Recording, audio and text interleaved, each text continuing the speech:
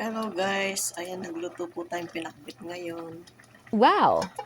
May tira po kaming mga seafoods galing sa kabila. Nilagay ko po sa aking pinakbit. Ayan, may alimasag po, tsaka hipon, tsaka may konting pusit po yan. Isda meron din. Ayan guys, malapit na maluto ang pinakbit natin.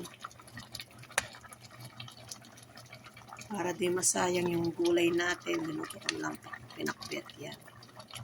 Halo-halong gulay na may konting squid, hipon, tsaka alimasag.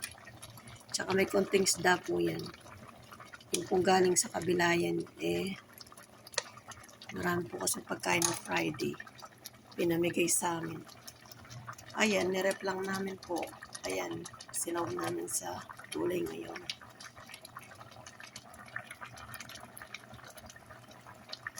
Yan guys, yung ating pinakbit.